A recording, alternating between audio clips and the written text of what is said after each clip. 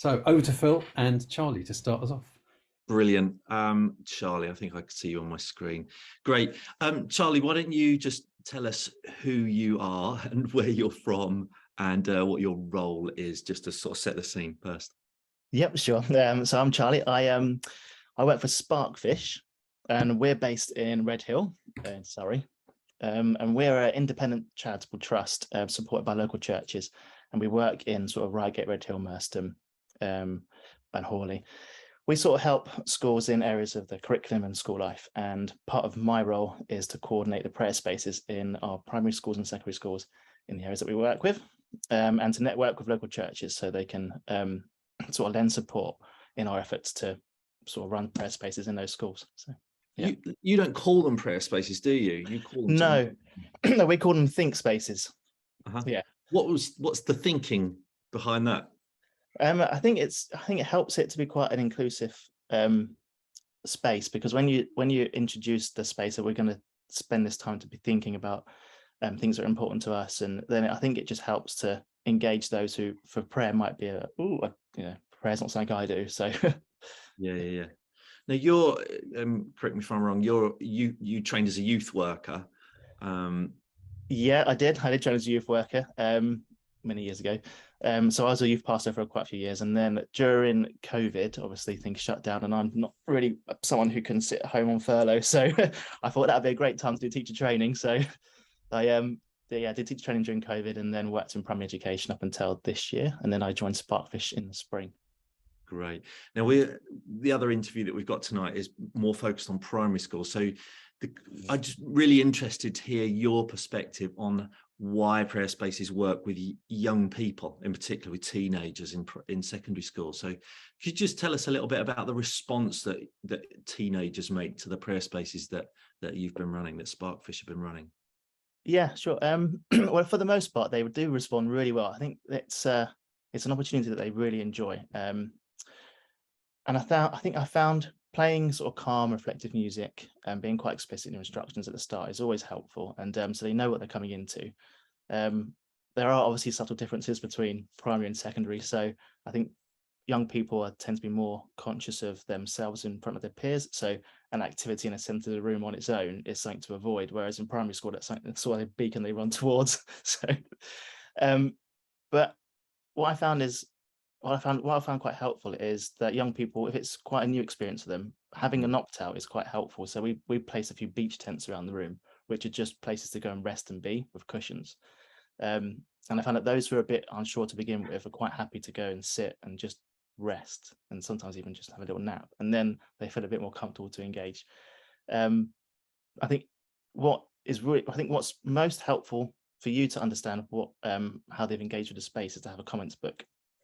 Because you don't always get a chance to have those conversations. So when you look back through the comments, you realize that they really do appreciate the time to think about their faiths, their beliefs, or their values or sense of identity. So I think although they might not necessarily enjoy it at the beginning, because primary school students are they're quick, they'll do anything, they'll just go and explore quick, as soon as you say go. But I think it does take them sometimes about 5 minutes to settle into it. But then the response, because it's so unusual, because it's so unlike anything else in the school day, I think that they really do enjoy it and find it. And at the end, if you've not been before, they always ask you when you're coming back, when you're going to sort of reappear. So yeah, they do really appreciate it. I've definitely experienced that as well. What you just described there, the sort of initial hesitancy of a group of teenagers who are looking around to see who's going to go first, and then once that ice has broken, they seem to really engage with it. Are you just sort of exploring that a little bit? What do you think it is about a prayer space or the prayer activities that we're offering that is so valuable to teenagers? What's uniquely important about a prayer space? What does it offer that is important for young people, for teenagers? Well, I think, young people, they're more able to express their emotions. I think they're more aware of their sense of self, and they're starting to work out their identity. So, you can find plenty of research on sort of the mental health aspects of what young people are struggling with at the moment. And I think prayer space in a way is a really tangible way to sort of minister to young people in that space. You sort of equip them with the skills to think about, to have that sort of reflection about why they might be struggling, which is, I think, quite a difficult skill. And it's quite a rare opportunity for them to do that. So I found that the conversations you have, you don't have to approach young people, they approach you, and they tend to talk about why that's so valuable. I think just because they don't often, as I say, and even just that simple instruction of think about this, that's not something they often think about, whether it's their justice or forgiveness or a particular theme. And their lives are so busy. They're so switched on. It's either school, after school clubs, exams, phones, social life. There's not much time to sit and relax and do nothing. So really have that time to think about faith or beliefs or identity. So yeah. Great question from Howard there, actually. I wonder if there are any prayer activities that are always better with teenagers. What prayer activities do you find work really well in a secondary school setting that might not work in a primary school setting? Is there a difference with the Think prayer spaces? There are differences. If you go on your website and you can sort of filter by age, you can see the differences of how they're sort of worded. And I think they're obviously more self-led.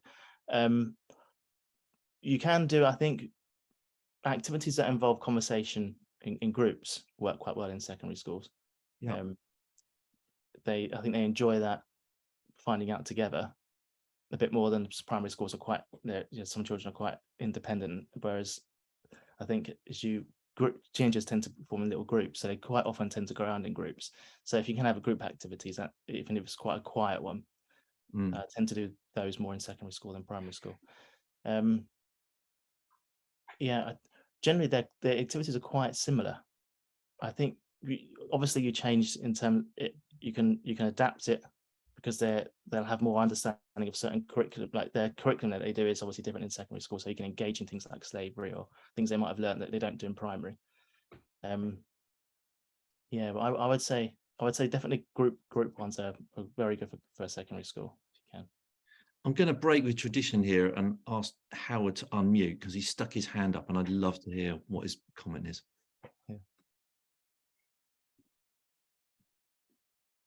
Just two activities I've discovered. One is the role of wallpaper under wallpaper lining. If you have a question, if there is a God, what is the question you would like to ask him?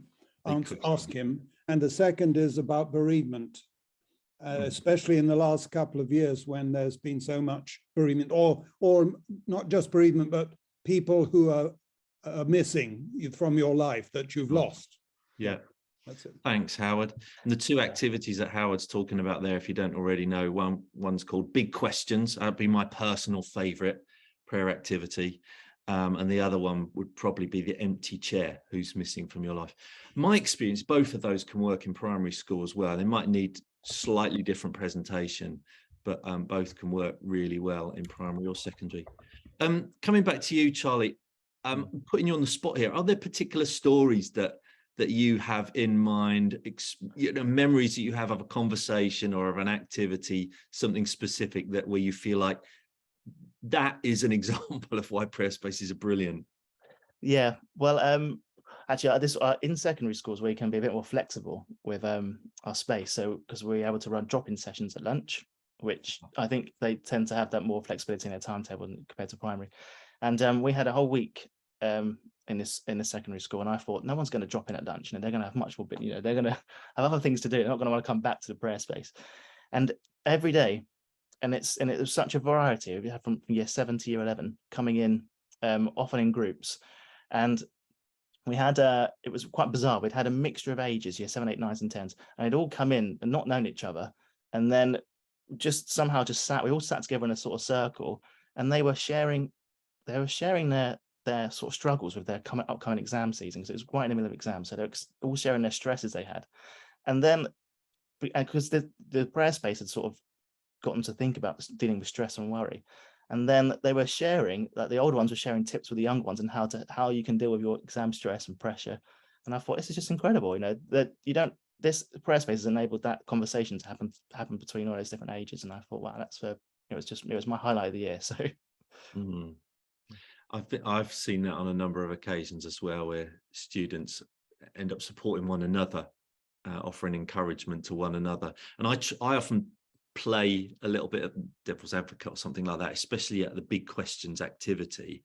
Occasionally a pupil will ask, Bill, what do you think about this big question? And my general response is usually, that's a really great question. Even if I've got an opinion, that's a really great question. What do you think? In fact, what do you lot think?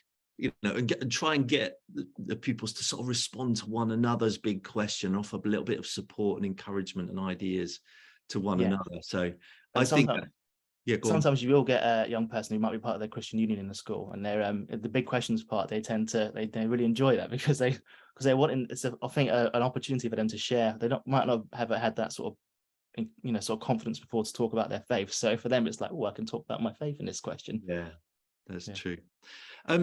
Charlie, one of the questions that always comes up with people who are preparing to run a prayer space for the first time is, where do you get your team from? Often actually setting up the prayer space is the easy bit, getting all the activities. You can download all of those from the website, and setting up a room, that's the easy bit. But recruiting a really good team to host it is often the biggest challenge of the lot. What do you do? What does Sparkfish do? Where do you find your volunteers?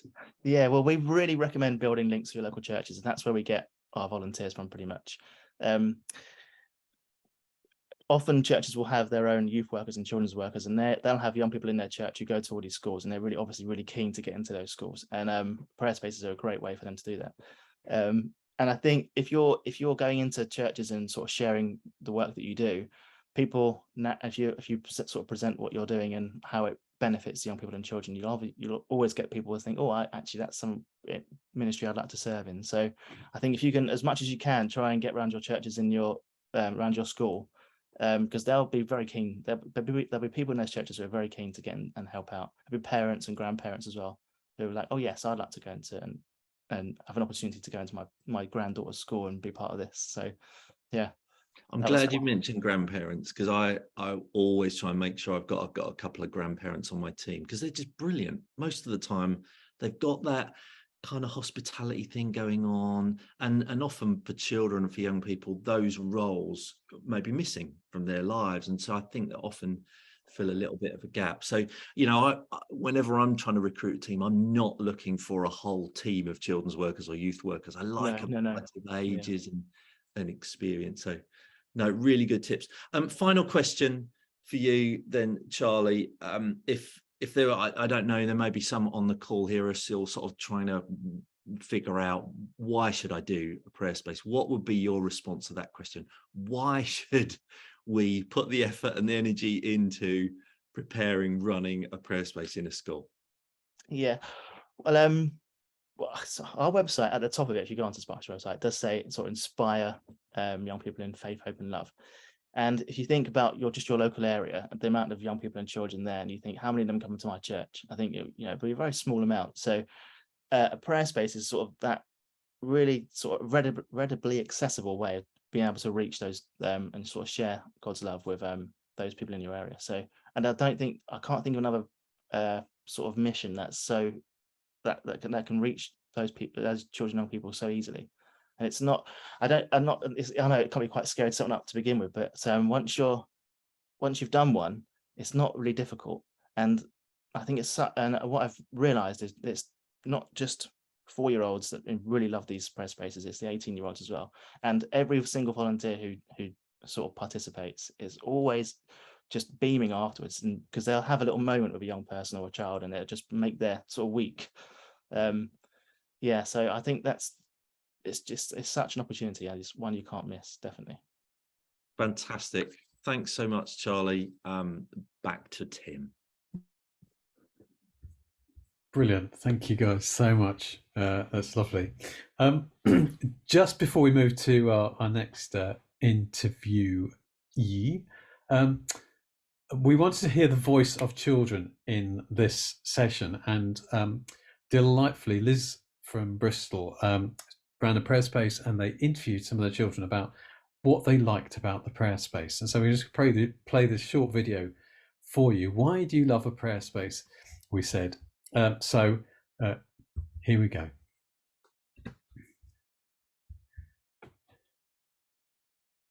I love the prayer space because it's a place where you can calm down. Whenever I just feel really angry or something, I just can go to the bubble tube and just watch the bubbles float up. You can express like your feelings and tell people what you're feeling without actually telling them. I love the prayer space because it's where you can just take a breath and just not worry about everything outside of that room, or you can just think of things inside the room instead of worrying about things outside.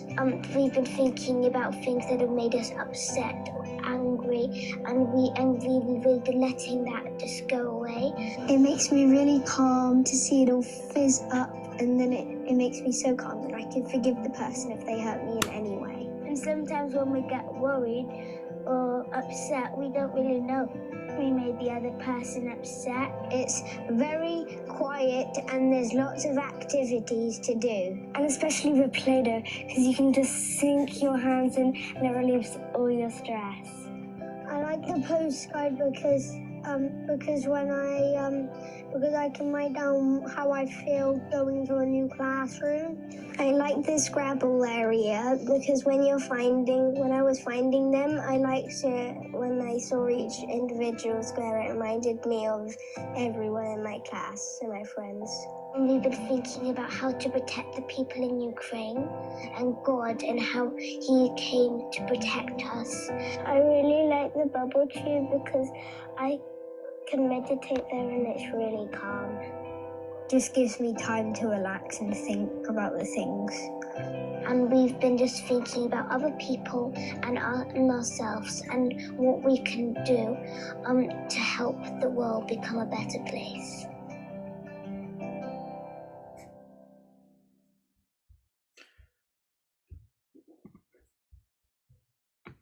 That's so brilliant.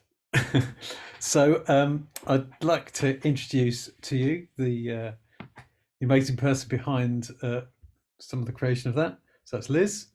And Liz is going to introduce our next guest, which is Claire from primary school in West London. So Liz and Claire, over to you two.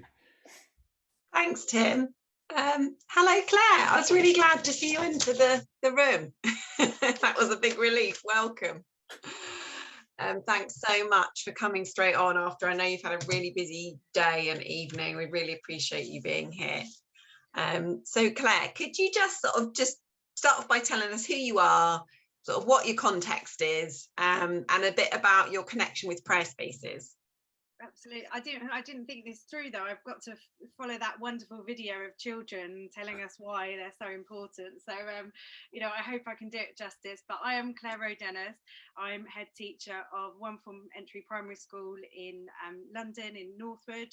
And so my experience of prayer space is that we've actually run two, and the second time that was where I met Tim, and where we actually had some of our children sort of explaining why they really loved having the prayer space. And the second time round we teamed up with a local secondary school as well, and so then from that some of our children went to the secondary school prayer space as well. And so actually we've kind of I've been part of sort of 3 different prayer spaces now, and I just think they're wonderful. Amazing. So you've had quite a lot of sort of slightly varied experiences there of prayer spaces as well, which is great. So Claire, yours is a church school, is that right? And so there's lots going on there that would already be nurturing the sort of the spiritual lives of the children. So what I'm interested in is what is it that prayer spaces uniquely adds to that? What does it bring to your context of spiritual nurturing within all that you already have going on? I think sometimes it means more to different children. So for example, there can be an assumption that all of the children in our school are, well, they will have families that take them to church and they will experience Sunday school, and you know, there can be the wrong assumption sometimes that sort of prayer is done this way, this is how we pray. And I think what I love about the prayer space is that it excites children in a way that possibly sometimes depends on their different experiences of prayer, and they kind of already from quite a young age sometimes kind of get set in a mindset of this is the way we must pray, or you know, sadly sometimes prayer is boring, or dare I say sometimes in church we're just told to be quiet, you know, whereas actually the prayer space gives them their own space to be free, to be themselves.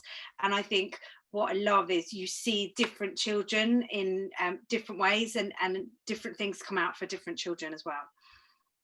Amazing. So there's something there around sort of challenging stereotypes around prayer, but it nourishing their spiritual lives in a way that's a bit different to the other things that are going on. And I think it gives them space to address big questions and big concepts that sometimes in the busy life of a school, yes, absolutely, whilst we're a Church of England school, we have our daily worship, we have our RE lessons, but life in school is just super busy.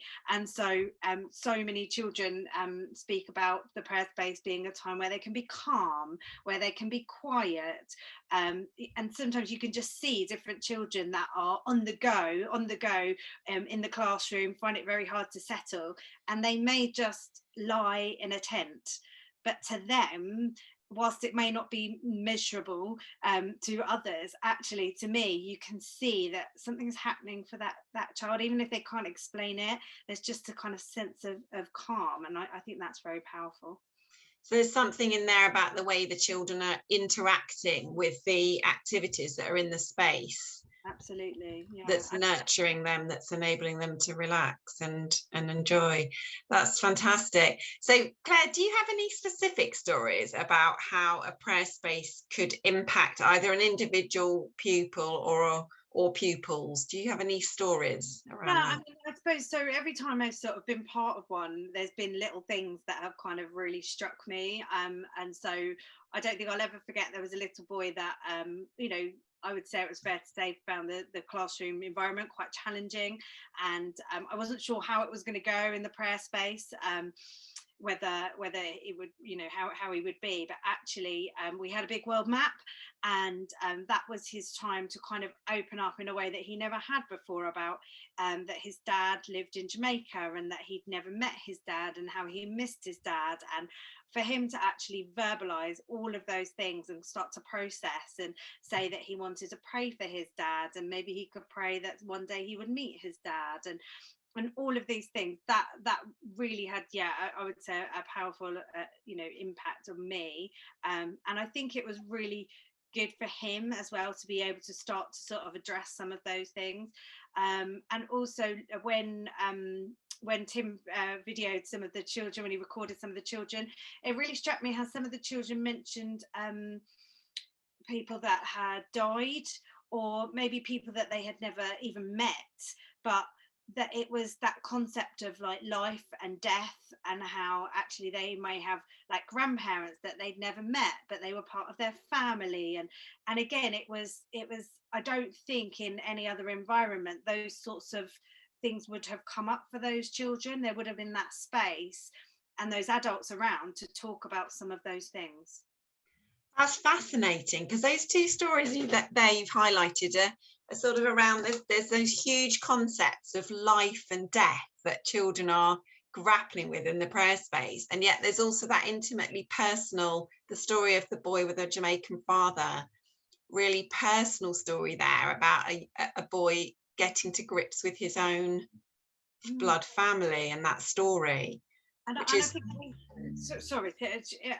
think also, I've just realized now that there are two stories about boys, and I would never be stereotypical or sort of, you know, but I do think that sometimes, you know, generally girls in the classroom sometimes find it easier to kind of open up and speak to an adult, or they want, you know, they need to tell a teacher something, whereas it is sometimes those quieter boys that there's a lot going on for them, but they don't necessarily verbalize it. And so I think that, to me, really came across that actually it could just be writing something on a post-it note, or just being able to observe them in the prayer space, and you know, them watching the bubbles and just seeing how, you know, that they're spending that time, that quiet time that I think in today's society you just don't get sometimes. Fantastic. And am I right in saying, so I also picked up with the first story you gave that perhaps some of that was also news to the staff or the adults in the space who knew that boy? So there's an element of it highlighting a sort of pastoral issue. Absolutely. And also sort of a deeper understanding of some of the things that could be going on for him, because I think sometimes, you know, I do think, you know, we pride ourselves on our pastoral care, but sometimes it can be that actually that behavior that's being displayed is even deeper than you think. Oh, well, it's because of XYZ. Actually, it runs really, really, really deep, even in children from a very young age. And I think that is a wonderful thing that the prayer space can do. It can open up some of those huge topics for children, and for them to know that it's okay. And I think, again, being a Church of England school, I know some of the staff often say it to me, there's this assumption that you should know everything, you should know difficult answers to difficult questions, especially if it's around Christianity. Whereas actually sort of saying to staff, it's okay to just say, we're not sure, you know, or what do you think? Or some people think this and some people think that, and kind of just talk about it rather than this sort of, all right, I'm just going to pretend that I know the answer, or I know what they're talking about, you know. So I think that was really good for staff as well. That just reminds me of one of my favourite quotes ever about prayer spaces, which came from the professor who carried out some research for us, and he said prayer spaces are not a teaching experience, they're a learning experience. And that really is sort of what you've just said, really draws that out. It's not about us teaching something, it's a learning space for the children. Yeah, fantastic, thank you. So Claire, you, like, you know, most head teachers of primary schools in the country, are working in a sort of, you know, we're working in a pluralistic, multi-ethnic environment.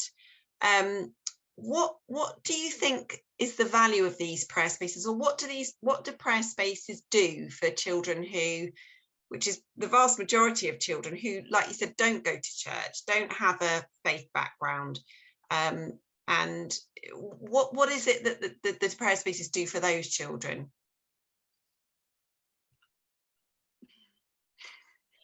This may sound like a funny answer, but I think it normalizes prayer, and it normalizes different experiences of different children. So what I loved is some of my Muslim families, Muslim children said, oh, but this is really like how we pray, because actually we have our prayer mat, and oh, actually that bit over there where there's the blanket, that's really like us at home. And actually the children are so, what I love about children is so accepting of one another, and it's just like, yeah, okay, oh brilliant, yeah, I do that as well. And oh, actually, should we pray? Oh, I can pray. Oh, your grandma's not well we can pray together, and let's pray aloud.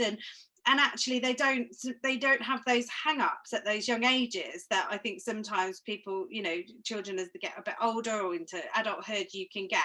And I think they just realize that actually you don't have to pray in a church, which, you know, again, I think is really important, that you can have a bubble machine, you can have you can be in a tent, you can be with your world map.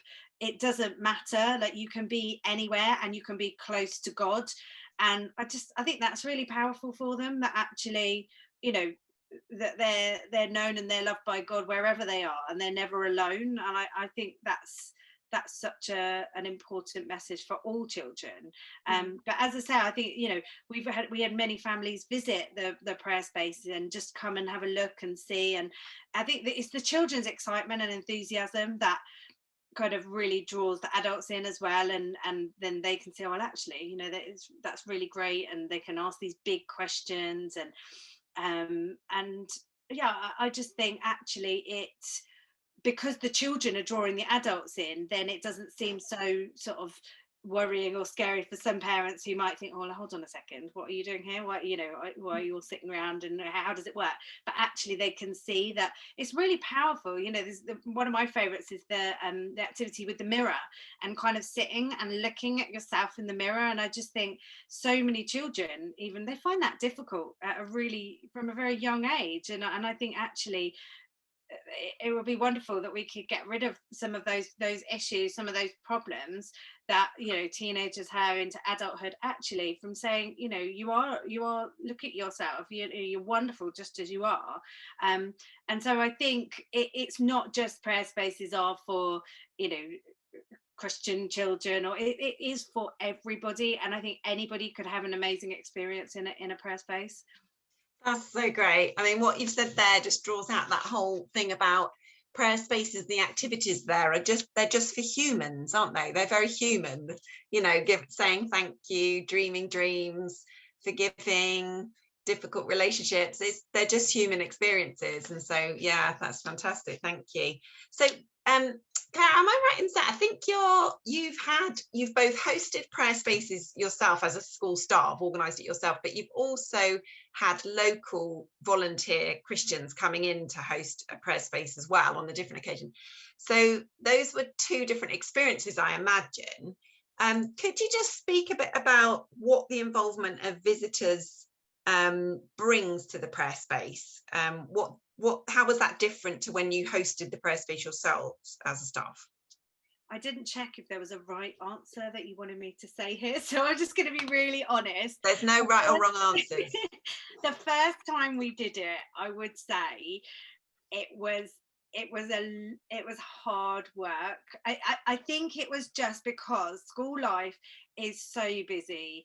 There's timetables, there's this person's off sick, you know, and it's staffing, and it's, whilst it is a cause that is so close to my heart, whilst you're trying to juggle all of the balls, it's difficult to stay pure to, okay, well, this person's rotated on here, and I need this TA here, and oh no, now I don't have enough adults. And so the first time round we did it, I would say we only had a really, really, really small team, and it was a lot of work for a few people. And I think they also found it quite, it was an emotional experience, because they had all the feelings and emotions of children, and because they didn't have a break, so it was quite intense, I would say. Whereas the second time round, having kind of volunteers coming in, and as I say, we had our local secondary school, Church of England Secondary School,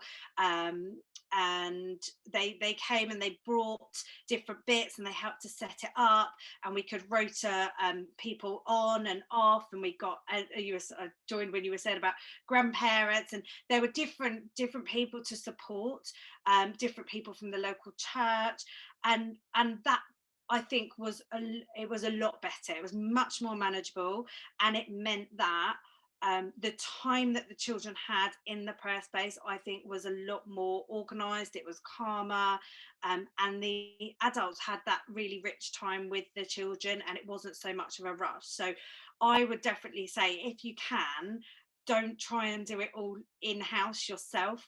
Try to use the people around you that you might have available. Try to get those volunteers in, because whilst that might be a little bit more work to begin with, once you've got people on board, actually it does really spread the load, and it does make the whole experience more enriching, I would say. Fantastic. And as Charlie was saying earlier, once the team have done it once, it's easy for them to come back and do it again and again and again. Yeah, fantastic. This has been so great, Claire. Just to finish off, would you, if another local head teacher were to come to you and say, well, Claire, I've heard you've been having these prayer spaces. Why should we have that in our school? Why is that a good thing? What would you say? I think because there are moments in life, in education, where you can't necessarily measure something but you know that it is an incredible experience. And I don't know, I can possibly know all of the incredible experiences the children that went through the prayer space had, but I know that the ones that I was privileged enough to see or talk about or discuss with children, that was enough for me to think, wow, if even half the children in my school have experiences like this, then it's got to be worthwhile. And I just hope that that is one of the lasting memories that they have from being in school. But also, if they ever need to draw on something when they're older and they hit a sort of difficult patch, that actually that is something that they can come back to, and they can think, oh, actually maybe there was something in that, oh, I might just pop into that church. Or you never know, do you never know the little seeds that you sow. So I would say definitely, what have you got to lose, really? It's a bit of timetabling and get some volunteers in, but what you can get from it, you'll just never know the value of it. Amazing. Claire, we're cheering you on, not just as a prayer space advocate, but in your amazingly busy role as head teacher, just cheering you on. Well done for everything you're doing, and thanks so much for sharing all this amazing qualitative evidence with us about why prayer spaces are great. Thank you so much. Thank you very much. Thank you, Claire. Great to see you again. I did love visiting your school. It was one of the highlights of our tour of 6 schools of the nation, and love to meet your young people. And if people possibly would like, this is the photo that we used for the promotion of this. This is one of the children in Claire's school look into the mirror. Claire talked about the mirrors one, and what an impact that can have. So there's one of hers and the mirrors activity that we ran in Northwood. So thank you so much, Claire. Now we'd like to just give you a chance to chat about some of that with others in the rooms. We're going to go into breakout rooms. If you're comfortable, have a chat with some other people. What I might like to suggest is, what particularly has stood out for you, the 2 interviews we heard? Perhaps just share the thing that has sort of stuck with you. It might be a story that you heard, or an idea that you heard, or something, or it might be a question that you've got. So we're going to go to breakout rooms for about 10 minutes. There we go. So we had to turn it off for our little breakout room, but there we go. We're back. I was just going to, answer some of the questions that people asked. So, are prayer spaces planned for a whole day or just a short time? How often do you have them? In our breakout room, we had a couple of people who've been running prayer spaces just as pop-up prayer spaces, as just a single activity for a short amount of time in the corner of the library, that sort of thing. So sometimes a prayer space can be as small and as simple as just a single activity that's there for pupils to engage with at whenever time they're able to access it during the day. Sometimes there'll be for a few days. So I'm involved in a prayer space on Wednesday that's running Wednesday and Thursday in a local primary school, and we'll be seeing all of Key Stage 2, well, actually, a bit of Key Stage 1 as well, across the 2 days. So that's a whole space that will be set up, but it'll be run just for 2 days. When we're running them in secondary schools, I was recently running one that was 2 weeks in a school, and that was just so that we could get Year 7 and Year 8 through.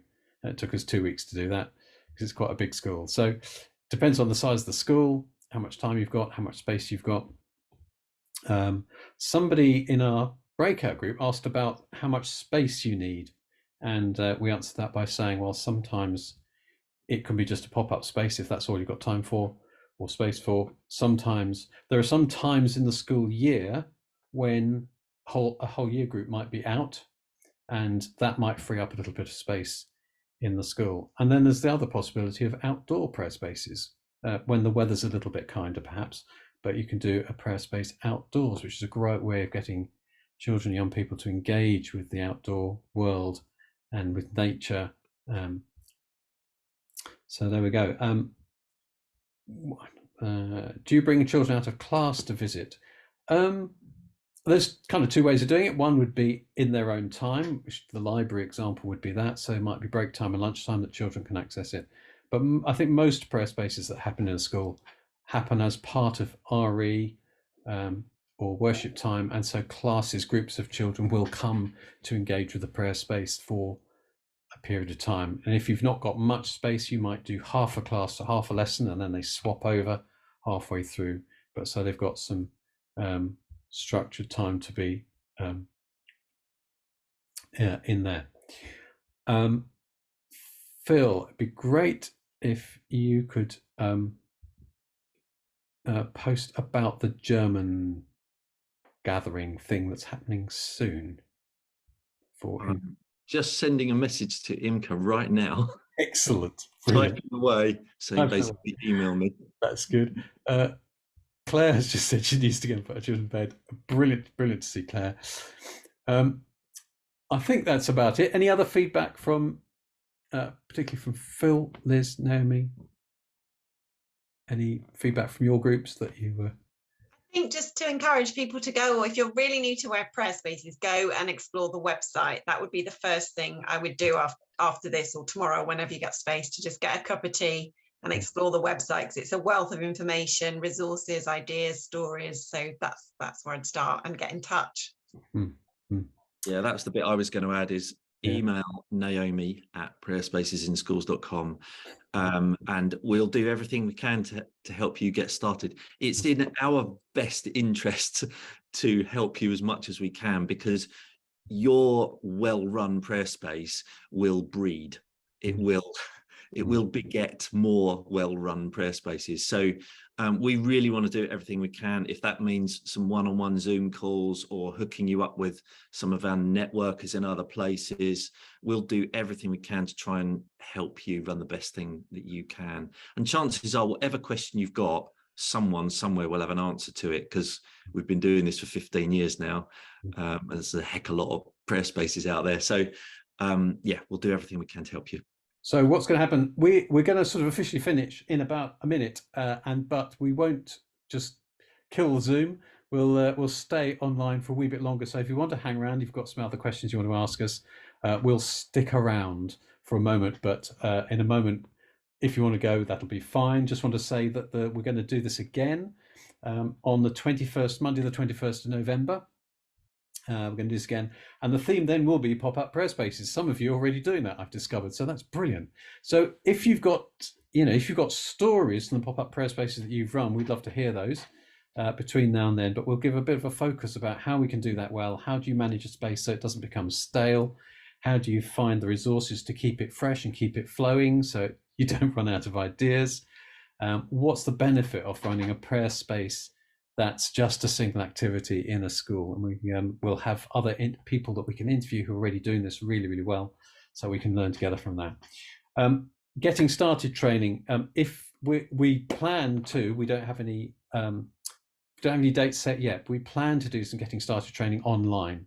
If you'd be interested in that, please email us, Naomi at prayerspacesinsschools.com or info at prayerspacesinsschools.com. Get in touch with us somehow, and we'll link you up with that. But if we know somebody, tell us where you are, because if we know some people that are running face-to-face training, that's always the best way, because you get some hands-on time with some of the stuff and a way of chatting to others. So if you'd like to get involved in getting started training, you'd like to find out more about how to run a good prayer space, please get in touch. We'll try and link you up with people, or we'll get something going online.